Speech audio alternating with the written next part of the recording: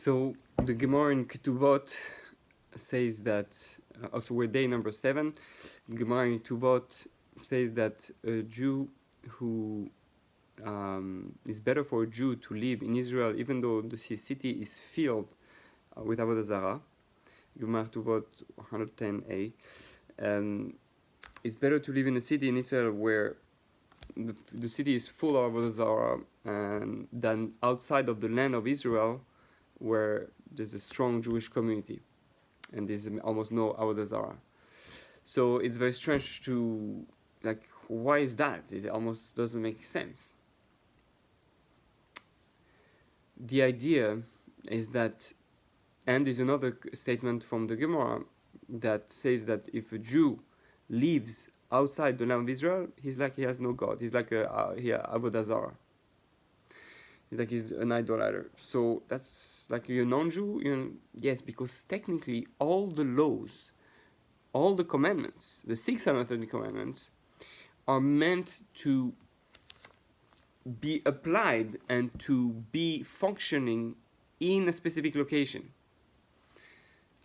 It's like I can only do certain mitzvot, like the same way I can do only certain mitzvot in the land of Israel because you need the land, but that's because we only look at the part that is physical with agriculture, the land itself. But even tefillin, even putting tzitzit, all that actually all connected to the land of Israel. And therefore, really what's happening is that doing the mitzvot outside the land of Israel is like, it's a practice to remember and to be ready for when we go into the land of Israel. So really we have to understand that there's a huge chelik.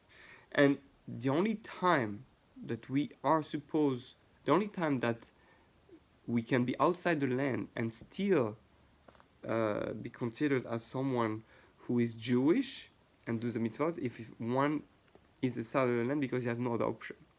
If one has the option to be in the land of Israel and one doesn't do the effort to start planning or preparing and desiring to be in the land of Israel, then his mitzvot are like the mitzvot. It's like he is like a non-Jew doing mitzvot which doesn't do anything, meaning the Jewish mitzvot.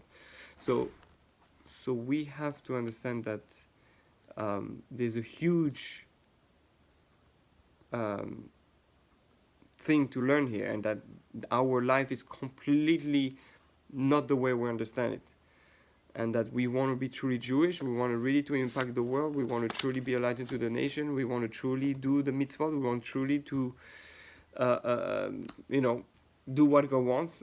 We have to do the mitzvot in the land of Israel. So they're all connected to there, and it's as if to say that the land of Israel is the land of Israel has 613 connections, just like the body has 613 pieces, 248 organs, 365 sinews, and the soul has 613 mitzvot. We have 613 mitzvot because the body has 613 parts, so the 613 parts of the soul matches the 613 parts of the body. Same thing, the 613 mitzvot matches the 613 connectors of the that are in the land of Israel, and that's what affects the entire world in a full force process.